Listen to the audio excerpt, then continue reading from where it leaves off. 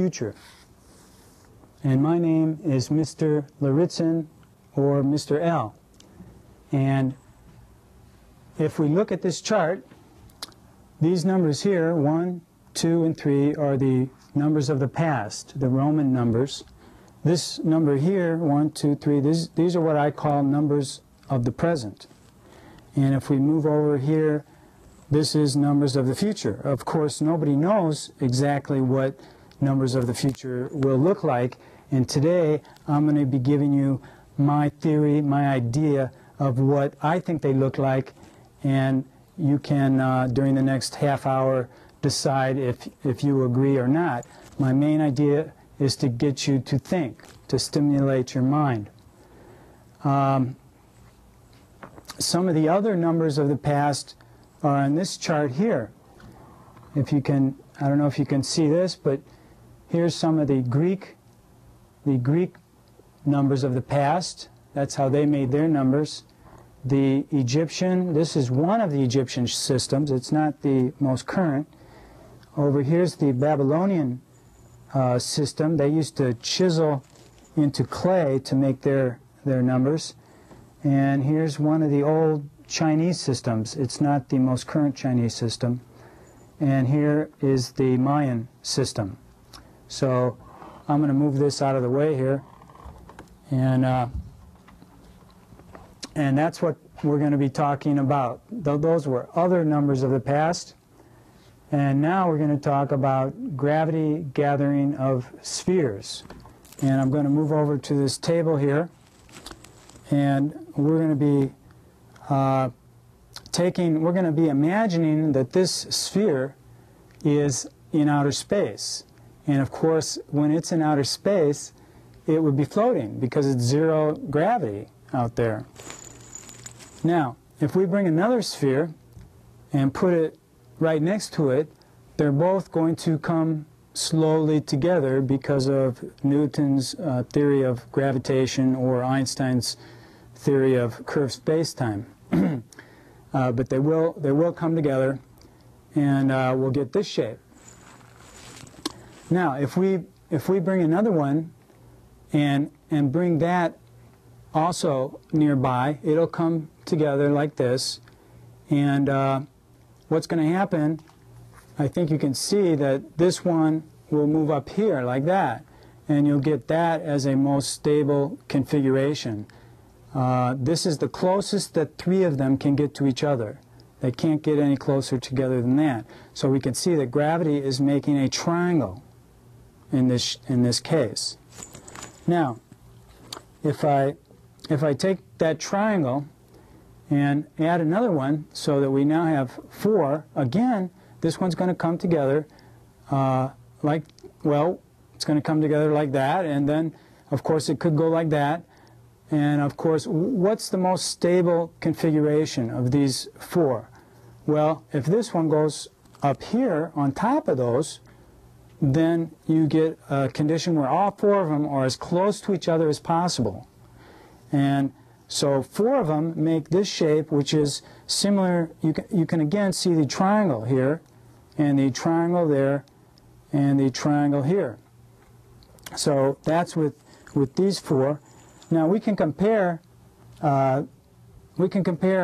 these 4 here to these 4 here, and we can ask the question, which one will gravity make? Will gravity make this triangle shape or this square shape? And I think you can see that they'll be closer together like this in this square shape. I mean, in this triangle shape, they'll be closer together. They won't be in the square shape. Excuse me. Another way to look at it is if I take this, these are just drinking straws. You can make these at home. These are just drinking straws, and put some string through it, and we have a square. And in the gravitational field of the Earth, that square will become unstable and distorted. But the triangle keeps its shape. The triangle is going to hold its shape, and so the triangle is stronger. Okay. Now, if we go to this particular shape here, I think you can see that this is a cube here, and a cube like a square, if I let go of it in the gravitational field of the Earth, it loses its shape. It's not stable. So when they make a house, they put a piece across here like that to make that cube into a stable shape. And then our houses can keep their shape, and because they now have triangles, you know. Okay. So now we talked about 4 spheres. Now let's go up to 5. This is 5 here, and this is 6. So let's compare these two. With 6, I think if you look at these two, you're going to see that 6 is more symmetrical. And by symmetrical, I mean that when you turn it, it looks the same. So I could turn it, it looks the same. Turn it, it looks the same. This has a higher symmetry than 5. And also this is more even. It's what I call an all-even shape, or completely, it's a regular shape. So over here on my chart, I crossed out 5 and I left 6 here, because 6 is the even shape. Now, let's compare these two. Here we have 12 and here we have 10. Now, if you look at these two, which one is the most symmetrical, do you think? Well, 12 is a more symmetrical shape, and 10 is less symmetrical. In fact, 10 has a symmetry of only 8, and 12 has a symmetry of 60. So it's a much higher symmetry for 12. And again, 12 has an even shape. It's a regular shape. It's even all over, but 10 is not. So if you look over here, I crossed out 10 and I left 12. And the reason for that is in my numbers of the future, which I'm going to be showing you shortly, we're going to count by 6s and 12s instead of 5s and 10s. Okay? And the reason being that 6 and 12 are more even when they gravitationally accumulate. Now, if you want to get bigger numbers of spheres, you can do that, but you cannot go into a higher symmetry than you got with 12. Here's another example over here. 12 has a higher symmetry than this one, even though this one's very interesting. 12 has a higher symmetry. Okay, let's look at this one. These two have the same symmetry, even though this one has a much higher number of spheres. What I'm trying to say is that 12 is a kind of a unique number in that it has the highest symmetry of any number of spheres, as far as my research so far has shown. Now, that's one of the reasons, like I said, that I use 12 and 6 rather than 5 and 10. Now, let's go on and look at the next page. And here we're going to talk about sharing. Sharing or distribution. And this is very important because, well, let's look at this. Here we have 10 things. Let's call it apples, 10 apples, and here we have a dozen apples. Now, if we take those 10 apples, they can be divided up evenly among 2 people or among 5 people. The dozen apples could be divided up among 2 people, 3 people, 4 people, or 6 people. So a dozen has more flexibility. It can be divided up in more ways than 10. And this has to do with the number of factors that the number has. 10 has 4 factors, and a dozen has 6 factors. So the higher number of factors means it can be shared or distributed easier. In terms of a global economy, where you have shortages on one side of the earth and surpluses on the other side of the earth, you want to be able to distribute things efficiently and quickly. And you can do that easier with a dozen than you can with 10, as I just showed you. Now, moving along, we're going to be talking here about a rigid number and a versatile number. Now, these are very easy to understand. A rigid number is a number with a minimum number of factors, and in this case only 2 factors. These are rigid numbers. These are what I call rigid numbers. These are my definitions, and they're the same as prime numbers. Now, if we look down here at versatile numbers, a versatile number is, well, there's 3 classes of versatile numbers. The one I have here is what I call a dominant versatile number. And a dominant versatile number is a number which has a greater number of factors than any number from 0 to double itself. So, if we take 6, for example, 6 has more factors than any number from 0 all the way up to 12. And 60 has more factors than any number from 0 all the way up to 120. And so it dominates its whole area.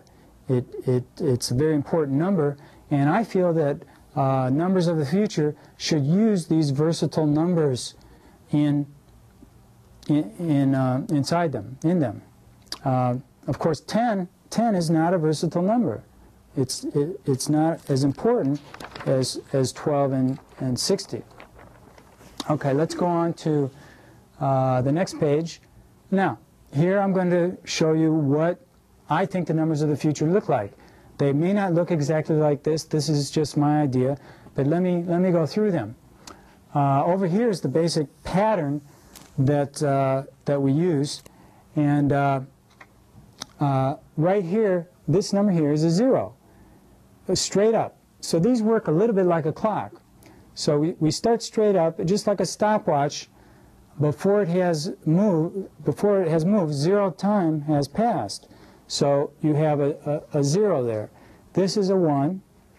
This number here is a 2. Straight down is a 3. And then over to the left is a 4. A little bit up here is a 5. And now we've gone all the way around the inside of the circle. And now we're going to go to the outside of the circle. So this number here on the outside is a 6, 7, 8. Straight down is 9. Over to the left is 10. And over to the left and up a little bit is 11.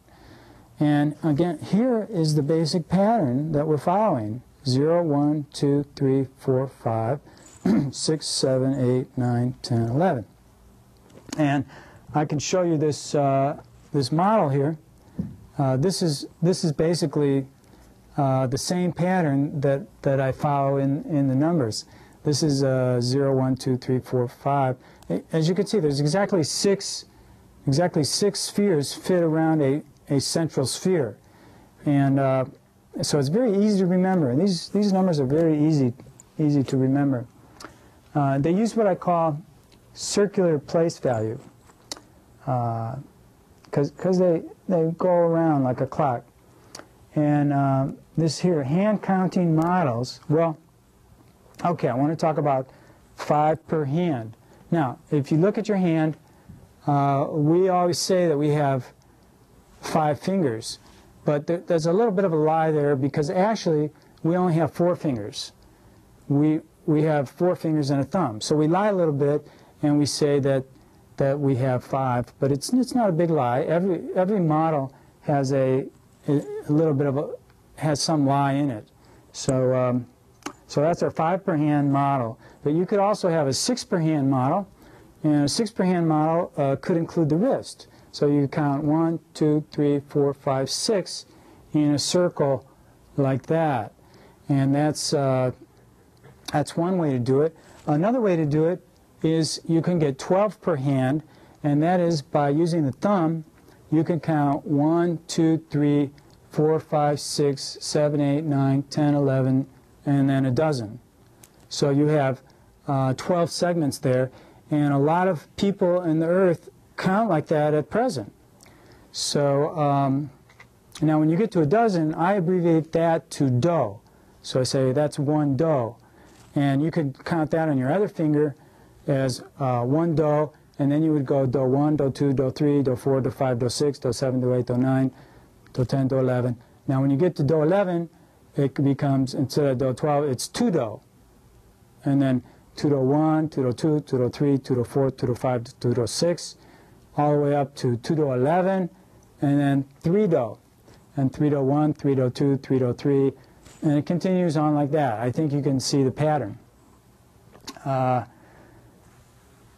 Now, I've taught this numbers already to 2,600 students, so you won't be alone when you learn these numbers. I'm trying to get people interested in these numbers because I think they're very useful.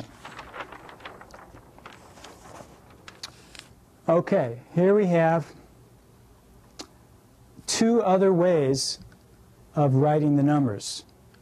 Now, this way here is more visual. It's very visual and very easy to see what the numbers mean.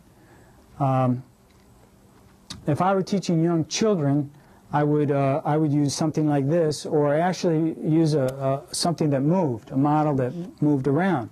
But they could actually see 0, 1, 2, 3, 4, and I think these would be very easy to learn. Now this here is, you could use a check mark, and you could make any number from 0 all the way to however big you want, just using this one check mark. This would be 0, 1, 2, 3, 4, 5, and then 6, 7, 8, 9, 10, 11. And of course the 0 and the 6 are reversed a little bit. So that's very easy to use. Okay, we're going to go on to the next page now. Oh yes, how do we write numbers bigger than 11? Because that's a burning question in a lot of people's mind. Let's discuss that for a minute. Well, in our own number system, when you make a 10, that's 1 10 and 0 1s. 33 is 3 10s and 3 1s, which is 33. Now when you get to 12 or a dozen, that's a 1 and a 0, but in this case it's a 1 dozen and 0 1s, which equals 12. Now here this is 1 and a 1, that's 1 dozen and 1 1, which is 13. And you're just following this basic pattern here, the one I showed you. And here, this is a 1 and a 6, so that's 1 do 6, and that's 18. This is a 2, you see 2 do 9, which is 33. And this is 6 do 8. 6 do 8 is 72. 6 dozen plus 8 is 80. So it's very simple, and you can go on up to this number here, which is 1 go. I call that a go for gross, and that's 1 go, 0 do 0, or 144. And then down here we have 3 go. That's 1, 2, 3, 4, 5 do, and 6. And that's equal to 498. And right now we're on page 6. You can see right there. We're going to go to page 7. And, okay, on page 7, here, we're going to be discussing larger numbers. For example, when you make 10 times 10 times 10 times 10, you just add a 0 each time. So when you multiply, you all know to add a 0. Now, when you take a do times a do times a do times a do, that's dozen times dozen times dozen times dozen, that equals a 1, 0, 0, 0, 0. Again, you just add zeros. Okay, now, let's go down here to this figure, and again, you can make very large numbers. After do's place comes the go's place, and then after that is the zo's place, and then go over 3 and you have the yo's place, and then you go over 3 more and you have the wo, what I call the wo's place. So you could read this as 1 3 wo, 7 5 4 yo, 9 6 2 zo, 0 0 0. So that's how you read a big number. Now, a lot of people get worried because they don't want to convert from one number system to the other number system, and it is a little bit hard to do that. So what I thought we could do is have a calculator that actually converts for you. And this is what I call a calculator of the future. And it's going to show both the old number system and the new number system. And I blew it up here, 24, and this is 200.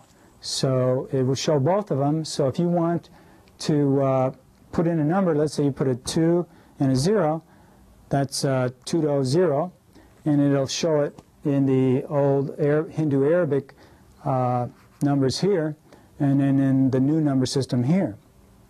And of course, along here you have the old numbers here, 5, 6, 7, 8, 9, and over here again 0, 1, 2, 3, 4. But here you have the dozens, and you have 0, 1, 2, 3, 4, 5, 6, 7, 8, 9, 10, 11. But this is the dozens place. And of course down here you have your usual plus, times, division, minus sign, and as many other functions as you want along there. Okay, let's go on to the next one. Now a lot of people ask me when I show them my numbers, they say, well, these numbers are easier to use. The old numbers are easier to use. And I say, well, isn't that because we're more used to them? In other words, we're more used to writing this way than we are this way. If you look at it, you can replace all these numbers in red with just a circle and a line. So this is actually much simpler, but because we're used to the old way, we find the new way more difficult, at least initially.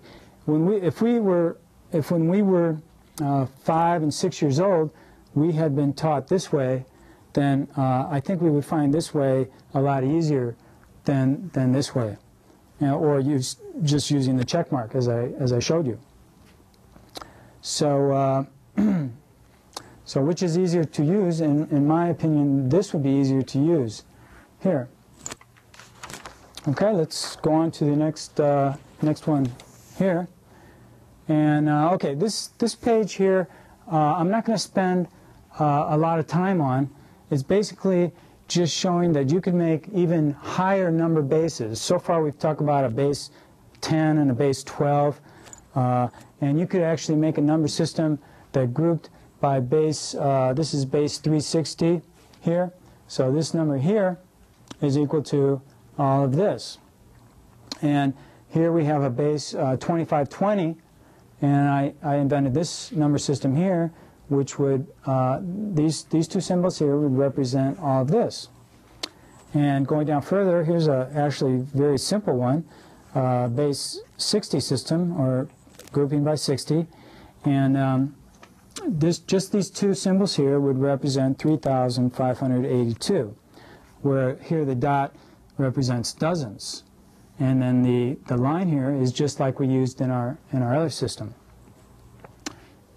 So let's go now to the next page. As I said, don't worry too much about that one. The main thing I'm trying to teach you today is the dozenal system, the dozen system. Okay, now we're going to try to sum this up. And number one, thinking by tens may not be in tune with nature. In other words, as I showed you toward the beginning of the half hour, gravity accumulates spheres in this shape for 12, whereas for 10 you get kind of a lopsided shape. So that's one reason I picked a base 12 number system. Okay, now number two, a versatile dozen is easier to share or distribute than 10. We talked about that too, where you have shortages on one side of the earth and a surplus on the other side. It's easier to share if you're using dozen or 60 or 360 or 2520, those very versatile numbers which I showed you, called dominant versatile numbers. Now, number three, because future numbers are more visual and use less markings, they may be easier to learn and to use. And I put maybe because this could actually be tested on a group of if you took two groups of young children and you taught one of them the traditional number system and the other group the new number system, then after a period of time you could test them and see which group was learning faster and which group could calculate faster. So that could actually be tested, and I may do that one of these days, or I may try to get other people to do that. Now I'm going to leave you with a final question. Here's our final question. In a world where only the fittest survive, which has a better chance of survival? A group, and that could be a nation or a business, that uses tens, or one that uses a more versatile number such as a dozen. And what I've tried to show you today is that I believe that a group that uses a dozen will have a better chance of survival. Thank you. Thank you very much.